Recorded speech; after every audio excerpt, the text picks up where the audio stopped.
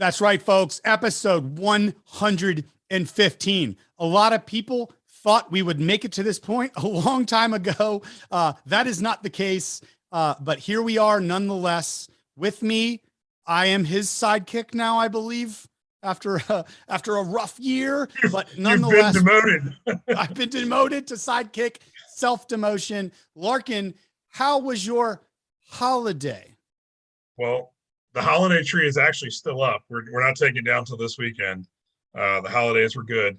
I had a very varied experience in December. I was up in Buffalo one week and a little over a week in a 28-degree snowing football game to watch the Panthers get dismantled by the Buffalo Bills. And then less than 2 weeks later was in Jacksonville, Florida for an 80-degree football game, the Gator Bowl, to watch my Demon Deacons beat Rutgers. So it was interesting. How about you? You took like a National Lampoon's RV vacation. Oh yes, this is my camo. You know, it's casual Thursdays. You know, you're the opposite Governor Cooper, the inverted Cooper. You have been just straight traveling. Yeah, but understandably, Governor Cooper doesn't want to leave because that would leave Mark Robinson in charge. If whenever I left the state, you suddenly were in charge of things, I wouldn't leave either. So I understand. You're not in charge of anything, though. Well, more than you. Oh, too soon. Too soon. I'm sorry. Too soon. What are we talking about today? Shorter episodes, and we're going to do them every week. That's my commitment now. Since in the last 7 months we've done 2 episodes, we thought we'd catch you up on the last 7 months. So this episode should only take about 17 hours. We're going to get all the way caught up. We're not looking back. We're not looking back. We're looking forward. So probably the last time we did an episode, which I think was September, we undoubtedly were talking about the fact that the elections had been delayed due to the census data delay. We thought that our filing was going to be in early December, and it actually did start for like 2 or 3 days.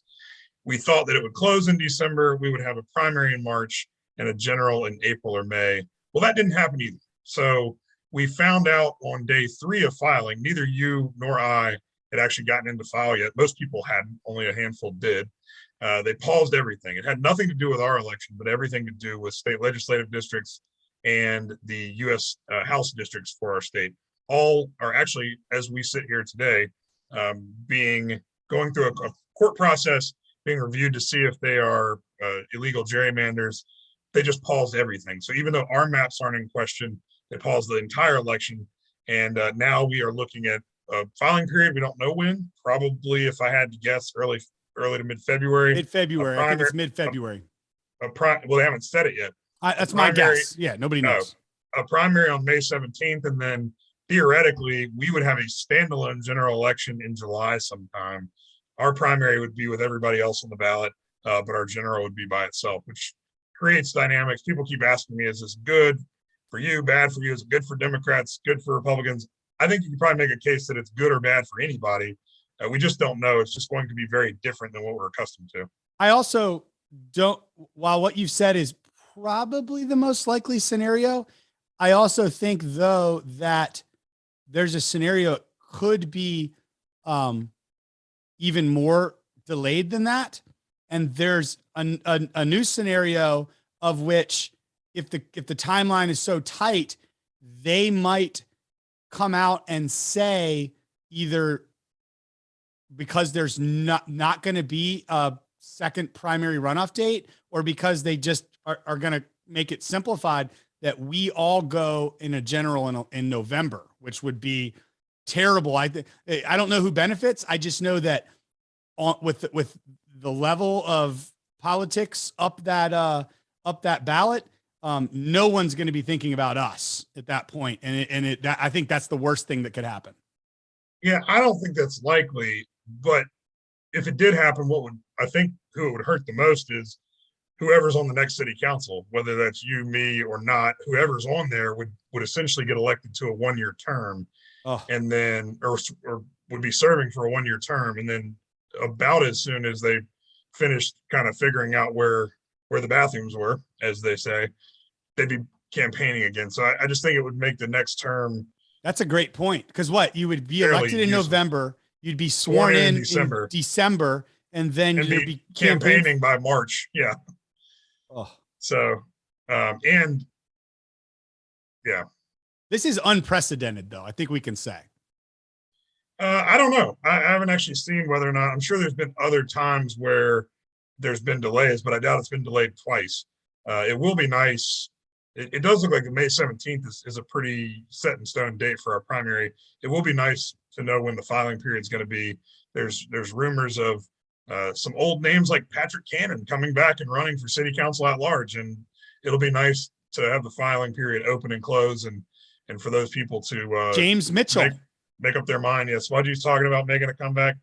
It'd be nice to see who the field is, instead of just fielding questions about rumors. But it's yeah. So what's your advice? Let's give advice to potential candidates thinking about running.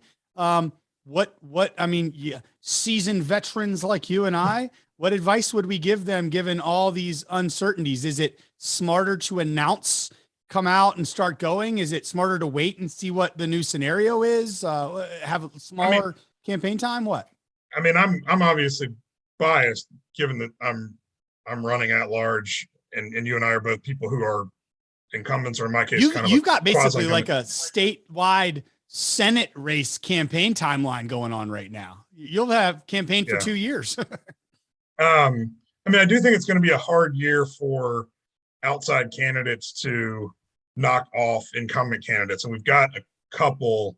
There might be some exceptions to that, but I think, an established candidate like Malcolm Graham, he's got an opponent who's an energetic opponent, pretty well known in the community and in Democratic circles. I still think it's going to be a heavy lift on a timeline where we're going to not be, as you said, we're not going to be the top of the ticket. We're not going to be the focus of people's attention.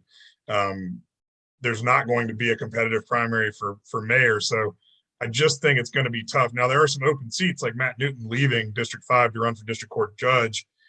Obviously, that's going to be a new person. My leaving District 1 to run at large, that's going to be an open seat. And so those folks, obviously, for an open seat, it's entirely different. But I think trying now, or a Patrick Cannon or a Smudgen coming back, obviously come back with name ID, come with a campaign infrastructure in place, the ability to raise money, that's totally different. Same with Luana Mayfield. But I think for folks who are trying to build name ID for the first time, I can't imagine you or I running in 2017 up against the attention that would be paid to a congressional race, a Senate race, state legislative races. We got to be the focus of 2017, and we got to get out there and build our name ID at a time where we weren't competing with a bunch of other people for media attention or ad buys or time to speak at a community meeting. We also weren't doing it during a pandemic. Ad pandemic's not an easy time. Ad buys will be impossible, possibly expensive if that scenario was to occur. And most people, when they're running a first campaign, if they're potentially going to be successful, are out really pounding the pavement in the communities. They're knocking doors, they're at community meetings. A lot of that stuff, as COVID starts to trend back up, is not really happening at all, or it's not happening the way it used to, and it's not as easy to break through and meet people at a community meeting when it's on Zoom. You might have 30 seconds to speak, but you can't work the room before or after the meeting. So I think it's going to be a really tough year for people who are sort of starting from ground level in terms of their name ID and fundraising. But it will be interesting no matter what. For Senate particularly, but also the congressional stuff. I mean, they all were counting on having a lot of time. And I think this might benefit Sherry Beasley. They were all counting on having more time to reload up after a primary and go after their general opponents. That's going to be significantly shortened. I went to my mailbox yesterday. I had let it build up for a couple of days. I had 2 Dan Bishop mailers in there. So, I was, and there was maybe one other candidate that had a mailer out, and I was like, wow, like people. So there's he doesn't even know who he's running against yet. I don't necessarily even know that I'm in his district. Well, I mean, no one will know for sure yet. And I don't even know that I'm not sure if he has a declared opponent yet. Certainly not a declared primary opponent that I'm aware of. So yeah, that's a lot of money to be spending mighty early. Either way. Yeah. So it's all going to be expensive. Elections. What else? I mean, so the news lately on council has been, a lot of it has been the fact that your at times nemesis, at times friend Taiwo Jaoba as of February 1st, will be the new city manager in Greensboro. So congratulations to him. But he and Pam Weidman leaving around the same time. Pam's just retiring. I'm sure she'll find other opportunities, but she had the ability to retire from the city. Both obviously critically important to some of the things that are most top of mind issues, housing and land use and planning. So between them, it also probably since our last episode was has happened since our last episode that Kelly Flannery, our CFO, departed. She's now the CFO for the city of Nashville. So oh, really? Yeah, as of I didn't know that. I don't know, a month or 6 weeks ago, maybe.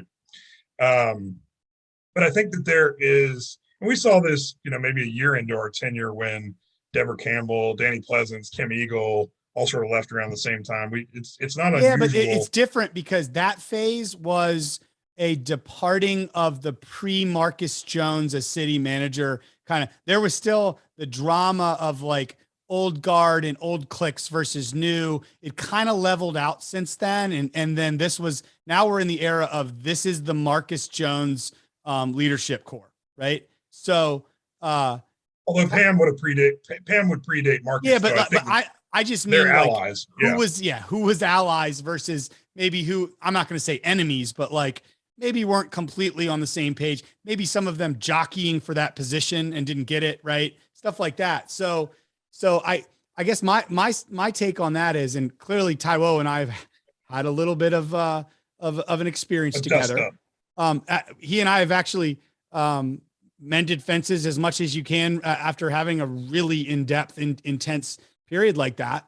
I really wish him nothing but the best. I feel like I called all of this from the beginning, exactly as it was laid out. I think that losing him, just from my own perspective, is actually probably a good thing for everyone. He gets to go and have a big position and be where he wanted to be in charge of a city. We get to have someone in an interim position that we know and has been really a driving force. You may not know her name. Yeah. Out there, but she was hands on keyboard to craft a lot of that stuff. She knows it in depth, and now she's going to have a seat at the driver's side of it. We are left with a massive lift to figure out how we take vision statements of a 2040 comp plan. Many things I was hypercritical of, abolishing single family zoning without knowing what it does to affordability, the use of community benefit agreements without knowing how they work or how it impacts affordability in the market, into actual ordinance. I don't really know how that's going to be accomplished. And that's where all the hard work is coming. So she has a huge task ahead of her, but I really view her more like I view Pam Weidman, to be honest, which is someone who deeply cares about her topic, but also someone who is highly pragmatic and is thinking about execution. So that's why, as I see it, I think Pam Weidman is the most critical loss of this entire storyline, where Pam, like, who has a passion for affordable housing the way she did, a knowledge base of it, but was the person that, we consistently agreed on things. And I was coming from a different angle and a different side of the aisle and perspective, yet it was always about the pragmatic. What is the outcome? What is the measure? What are the unintended consequences and implications? Pam was that great mix. And I know there are critics of hers out there, but at the end of the day, she's about as good as it gets for the topic that we had right there. And replacing her with someone, my fear is we're going to get someone who is equally as passionate about affordable housing as her, but maybe more in the mold of Taiwo, that tries to have a political objective at the end of policy approaches rather than that pragmatism. So I think we're trading up on the planning side of things with someone, but then there's this incredibly impossible task of implementing the UDO, and then we have this big unknown on the other side with Pam being gone. Yeah, I mean, it'll be hard to say what that looks like until we see who backfills Pam. And I don't have any sense yet of who that will be. It's not our decision to make. Obviously, it's the manager's. Who's the interim? I don't know that there's been an interim named yet. But with Allison Craig, she has been named the interim. I think she will and should get serious consideration for the permanent job should she want it. And she does have, not only is she not having to get up to speed, she's been up to speed. She's been as hands-on with all this stuff as anybody in that department. She also has a lot of trust in, I think, the community broadly, but also in the development world. I think she understands a lot of how that works and what works and what doesn't, and how I think she will be able to help us turn the aspirational goals that we've set in the comp plan into policy that can actually help us achieve them. So I don't think anybody, I haven't found anybody that has anything bad to say about her taking the reins on this. And I don't think it should be overanalyzed with Taiwo leaving, because the fact of the matter is it's the same as if someone came to you and said, our Dan Bishop's decided to retire and we want to appoint you to that congressional seat. You'd have to consider it because it's a step up in the space that you're in. Yeah, but here's the difference. No one would think that was necessarily an indictment of the Charlotte City Council. Here's the difference. I called this a year ago when we were in the heat of this battle, which was Taiwo views the 2040 comp plan. And again, I say this with love. We've gone through the fight. The fight was about what's best for Charlotte, from my opinion, and I fought it hard and I lost. And I love Taiwo again, and I'm wishing him the best. But what I called back then was he's going to go out for the 2040 comp plan. He's going to push on these things that across the nation, from a liberal perspective, have been really these idealistic kind of vision statements of abolishing single family zoning is the thing. We heard that out of the Biden administration early on, right? Comp plan, community benefit agreements are the thing that's going to equalize society and create all the equity. But there was no idea. Ultimately, the hard work is, okay, you can say that, but how do you actually make it work? One, like tactically, like design something that's an ordinance. And two, how do you make sure that it isn't dire consequences to affordability and other important things? And what I said was, he wants desperately to be at another level, and this is going to be his resume item. And it's the simplest way to do it, because you don't have to figure out all the hard stuff. You just have to make him pass the statements. So in doing so, back to your analogy, hold on, back to your analogy. If I didn't do something drastic that put me on the conservative radar that enabled me to be the one to replace Dan Bishop in that scenario, I would have never had that at bat. That was where Taiwo was before the 2040 comp plan. And I said, if you do this, what's driving him, what's driving the mayor, all the people that are pushing for it, is ultimately to have that resume item that enables them for that next thing. I called that exactly back then. And lo and behold, I said, he won't be here a year from now. Lo and behold, he's not going to be here. Well, someone could also, if you had that opportunity to go to Congress and replace Dan Bishop if he were to retire, someone could say, well, Tariq, used the 2040 plan as a bludgeon to say that, that they're ruining the character of our communities or whatever, and then didn't actually stay and do the work to figure out how to create the affordability. You can bash me, but here's the crux of it. Do you think he would have been city manager of Greensboro had the last year and what he did and what he succeeded at not happened? No. And I don't think, if it weren't for some of the grandiose things that you do, that you'd have an opportunity to move up. I don't know. But and you can take this for what it is. You have to believe what's in my head when I'm saying it, but you've known me long enough, and I am your best friend. We all know that. When I say this, I mean it. You never were. You definitely aren't now. When I mean it is this, when the drama I get myself into, I really approach it not wanting to be in it a lot of times. And I do it not with any intent of what it's going to net me long-term personally. I do it because I say, is anyone else going to say this if I don't do it? And so here's what I completely believe out of that statement. There's a lot of the drama you create for yourself that has not even a grain of forward thought given to it. I believe you when you say that. Not personal forward thought. I'm only thinking about what the implications are in the steps of that topic. I truly, man. And so let me give you my next prediction. My last Every one a time you year get in ago. a Twitter fight, it leads me to further believe that you are not thinking ahead. All right. In Twitter, yes. I'm talking about strategic fights inside what's best for the city when policy that lasts not me seeing something. By the way, we should all get off social media. That stuff is dumb. But here's my next prediction. My last one a year ago was 100% correct. I'll make this one now. A year from now, when the UDO is passed, implemented, and it's in place, what ultimately is going to happen is this.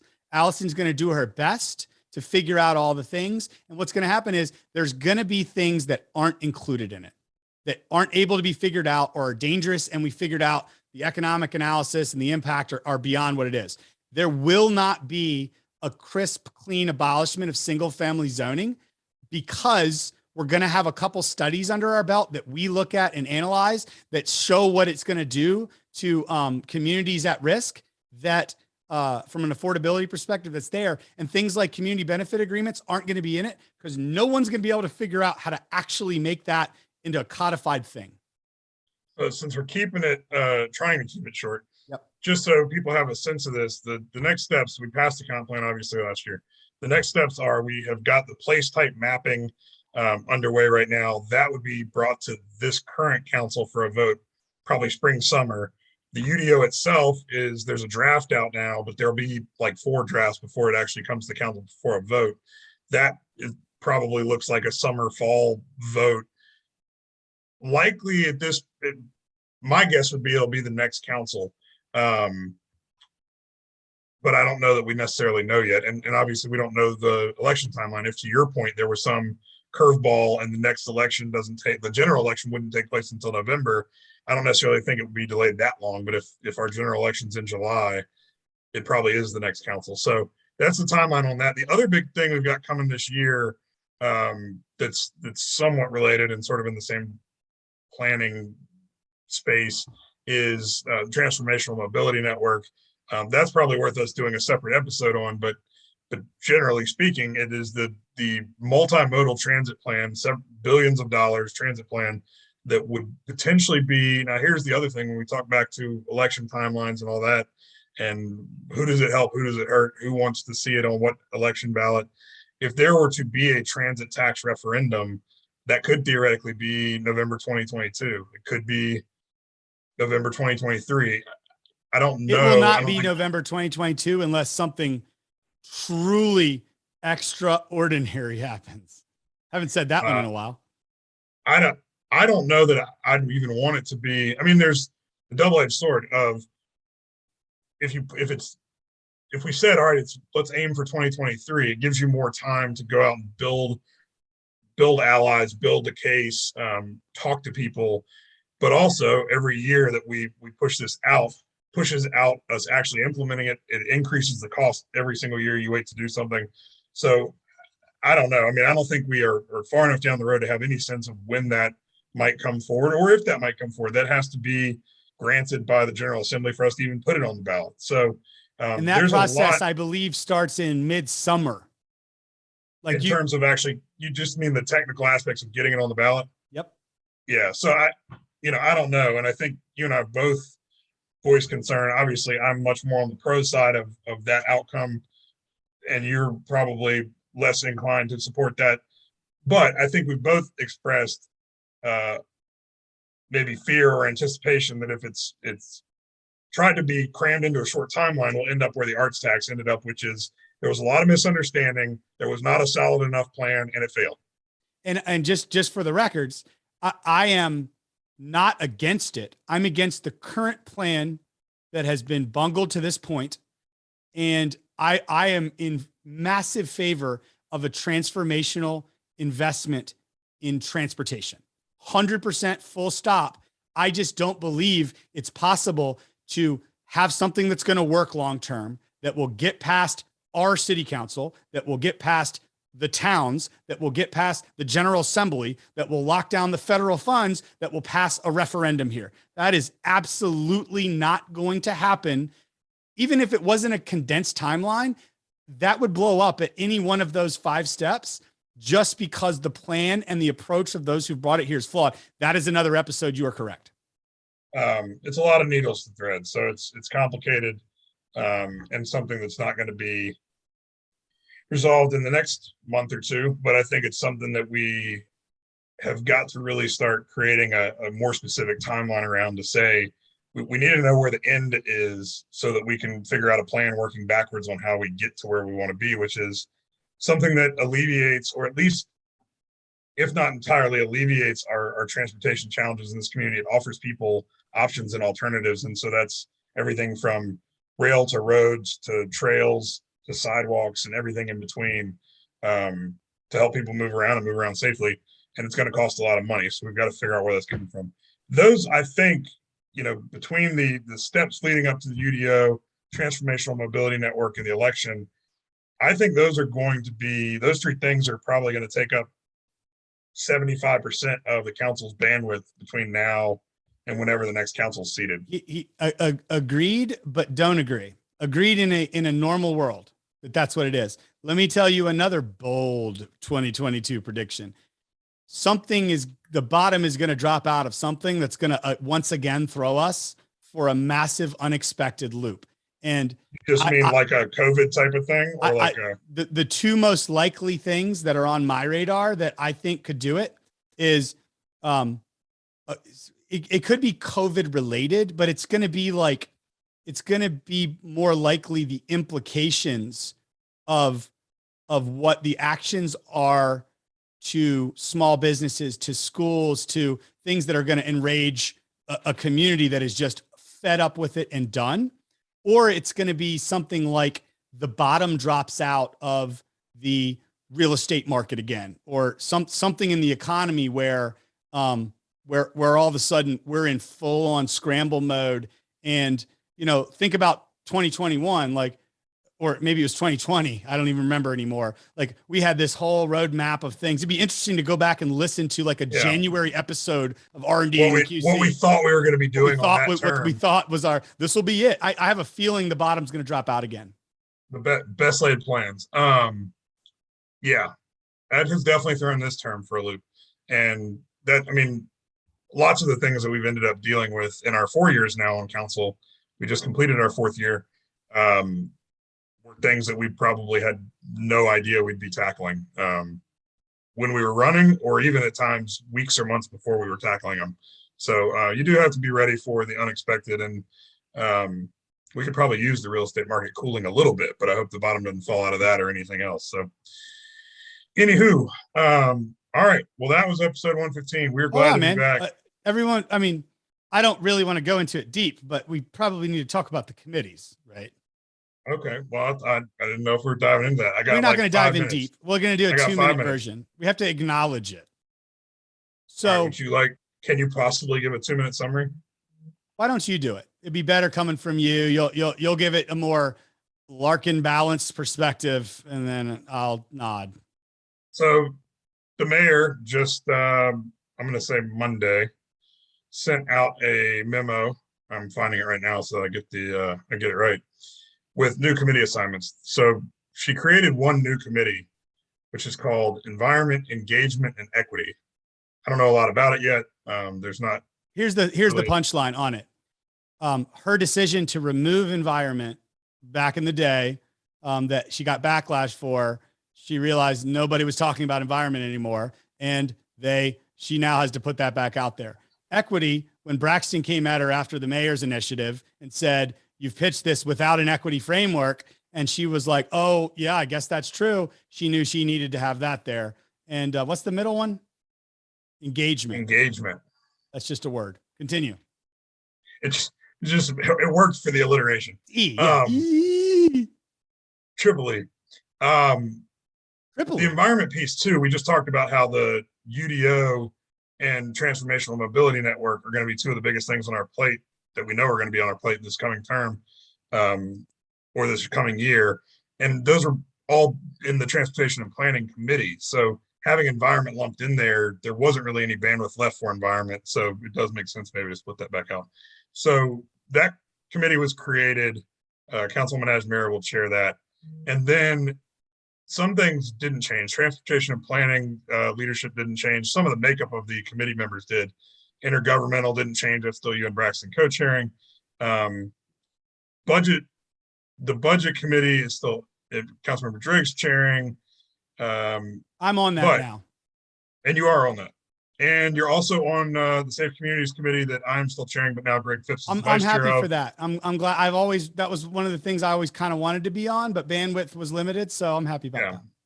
And then the more significant changes that have gotten more attention are Great Neighborhoods, which is the former Housing and Neighborhood Development Committee, which Malcolm Graham had been chairing. He's now vice chair, and Victoria Watlington has been named chair of that. And Economic Development, which you had been the chair of. Who was your vice chair? Malcolm Graham. Oh, and Malcolm is now the chair with Ed Driggs as vice chair, and you're no longer on that one. And that's the one that the media has latched on to. Though there were many changes, that's the one that made for the best headline. So do you want me to jump into why, or do you have a why? Well, I mean, I think they're not entirely different whys. I mean, your why in that article, when you talked to Eric Spanberg at the Business Journal, was it was punishment for you coming out vocally against the mayor. I don't think that's entirely wrong, but I also don't think that's entirely unfair. Let me just ask you this,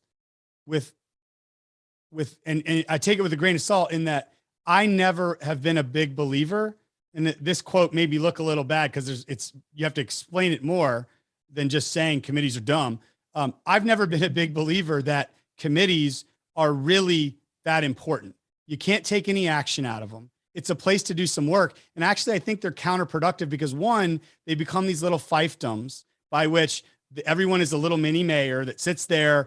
And the problem with that is they whip staff around, and staff has a strategic path they're on that ultimately is accountable to the broader council. And too often they're scrambling to make things up that a chair of a committee wants to hear that truly isn't something that's there. And two, you can't make any decisions out of there. And the bad thing that happens is too often there's multiple meetings. We come up for a quick vote in council, and all of us not on that committee who didn't attend are like, wait a minute, this is the first time hearing it. And everyone says, oh, that was brought up multiple times in the committee. Well, that doesn't help all the rest of us that have to vote on it. So that's context by which I think you followed the work we did last summer in the Community Safety Committee. I mean, yeah, but I didn't have to, but it was important to me. Imagine trying to do all of that in the full council instead of bringing together. I mean, I agree. There are times where these committees go kind of off on a wild goose chase, but I think too, there's examples of being able to bring stuff out of that that's a little bit more fully formed to present to council. There's a better model than committees. I don't know what it is, but there's some better model than that, because there's just, those weaknesses are unbearable. But Vi got a lot of criticism for giving you and Ed both leadership roles. It's the only two Republicans on the council. I went around and talked to every single council member. I mean, outside they all gave me their endorsement to be. Outside criticism. Yeah, but hold on. Let me finish here, because I think this is the important part of all this. While I didn't necessarily do what Smudgy did with that committee meeting, roll in and call all the media and all these people to come and bring guests so that it was some big ordeal. Because I thought the work was more important than the pomp and circumstance of having a mini fiefdom. So you're also doing it during COVID, which is different too. Exactly. True. But even so, like, my style is not to try to call and rally up all these people to attend a meeting. It's about doing the important work. And the important work is, from a policy perspective, pushing forward and structuring the Charlotte Hires initiative. And from a work and execution perspective, it was being out there and recruiting companies and jobs to this community, working with our partners and building workforce and development programs, and making sure we do economic impact analysis. I would argue, very humbly, if I might add, I'm the most humble person in Charlotte, that from a measurement, people are saying that. From a measurement perspective, there hasn't been someone more effective at leading economic development from an elected official perspective in modern history in Charlotte. Modern history. Thousands. How many people have brought thousands of jobs? Thousands of jobs to the community. I originated Moses was the chair of economic development. But but the point is this, and this is why I'm not overly mad at this at the end of the day, which is I never derived my my power of being able to do that from being a chair or being on a committee. I did it all before then. I will do it all after then. I think at the end of the day, what happened was in the last year and a half, the mayor and I got very sideways because going back to where we started, I didn't want to go after her. I had a lot of love for the mayor for the first year and a half, 2 years. And then when everything happened, first with the riots and what she did with the police department, then moving on to her role in the comp plan, pushing forward and being the force behind that, then going on to giving ourselves term extensions and giving ourselves pay raises, then going on to ultimately lying to us with the CARES Act and the other federal dollars that led to the mayor's initiative. Those things are things that I can't stand by. That if I didn't do something, no one else would have. And I was forced to do it, forced to bring that to inclusion. Trust me, that was as painful as I can possibly imagine. And now this was the punishment I got. And I'll tell you this to close this out. I would have had no problem, and you wouldn't have heard me say anything publicly other than, yeah, this is what I get because of those actions. If she had waited as every time we switch committee leadership and committees to after the election, where ultimately the new folks are there and it's it, because that's part of the normal process. That's it. She was going to do it when Dimple came after all the things she was doing back at the other time. She said, I can't do it off cycle because the optics of that would be too bad. So we're in a spot now where she came out with literally probably 6 months, hopefully, before the new council's on, and she changes basically that change and adds these other little perfunctory things in. So that was vindictive and it was off cycle. And that's why I'm calling it out. But at the end of the day, I do deeply hope that I can have a 2022, unlike the last 2 years, where I don't want to play this role anymore. I'm being dead serious with you. I am so tired and emotionally and spiritually beat up and exhausted from all of this. Like, I don't want to be this person anymore. I wasn't this person for the first 2 years you knew me, was I? Not frequently. I think I don't have time to unpack all of the things you said led to your falling out with Vi, but I mean, to take the simplest one that I can summarize in 10 seconds, the pay raises were part of a budget that everybody voted on. That wasn't something Vi single-handedly forced or rallied. Don't go to the lowest hanging fruit. Well, that is the lowest hanging fruit. Yeah. But my point is we could have a whole nother episode on all those things you listed out. But if you in an alternative universe were the mayor of a 9-2 Republican council and Braxton and I were the 2 Democrats, you would likely, I think, be fair and say, you know what? I know these guys, I trust these guys. I'm going to give them some leadership opportunities on committees. If then Braxton, 2 years later, goes out and says, Tariq's lied to us. Everything he's saying to you is a lie and you can't trust him and blah, blah, blah. I mean, if he started doing all that, you would probably do the same thing. You would on cycle. Sure. Yes. On cycle. But let me ask you this question. In your scenario here, did I actually lie to you? Because if I did lie and was called out and was vindictive, holy hell, the whole world would come down upon me. But if I did, that's the whole point. And I said this to Vi when she called me and told me this. I said, you may hate who I am, who I've become, whatever, the role I have to play. But I said, the one difference between here's probably the big divide is that you genuinely believe that Vi lied to you. Vi probably genuinely believes that she didn't. You in this other alternative scenario probably would think you did nothing wrong. And do you think that Vi lied to us? Are you specifically on the vote around on the vote at the retreat where we were tricked and they said we have to vote today and I can't bring it back to you and we can't tell you where it is? I think relevant information was excluded. I do not think we were lied to. You don't think there's a difference between those two things? I do not. With the intent, 6 days after that vote, she was on stage announcing a public-private partnership that she wouldn't have been able to without that vote. So, because everything else was a public partnership from the city money. That's definitely another episode if we're trying but let me just say this, and this is the thing I said to her on the phone that day, which was the difference between me being out there and attacking from your perspective or me defending whatever it is this. Whatever you think of me, You can't come up with one scenario, nor can you, nor can Braxton or anyone else I work with, where I lied to you. If I'm doing it, I'm saying I'm doing it, or I'm never saying, nope, not going to do that. And then all of a sudden turn it around and I've lied or left out critical information that you needed and was ethically viable to have that decision there. And I said, I can forgive a lot of stuff. And I can also forgive and move past this now, but it'll take a lot of work. But at the end of the day, your word and honesty and being able to count on what you're saying to me, we have to operate and make decisions on fractions of little pieces of information, and not knowing that things are coming to us falsely and behind the scenes. And whether it's being withheld or it's a straight up lie, when you have to operate only looking at the tip of an iceberg, like we do almost all the time with all the things we vote on, that is something that I can't. Well, a lie is telling us something that is untrue, and I don't believe that occurred. So I can appreciate your criticism of there should have been more information extended to us about what we were voting on, but I don't believe something was said that was categorically untrue. So is it a lie if I rob a bank earlier today and then you look at me and say, Tariq, you're so bad at analogies. Yeah, all right. I won't go. But the fact of the matter is, it's politics. You've played politics. I've played politics. We all have on this council at times. I don't think playing politics. This is the point, though. Playing politics and playing dirty politics, lying or withholding the truth, whichever one you want to call it, is it. So let's call it withholding the truth.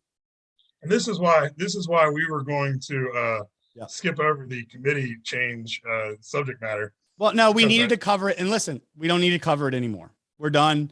Like I said, my deepest hope for 2022 is I can get back to being the person I used to be, which is the one who just does the work, figures out ways to get along. And the only way that's not going to happen, because I truly want that to happen, is if I see something that is terribly, terribly wrong and bad for the city of Charlotte, and I look around and no one else is going to speak up.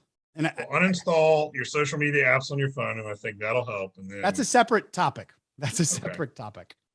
All right. Well, it's been episode 115. Sorry it's been so long. We'll try to do better. We'll see you when we see you. See you next week.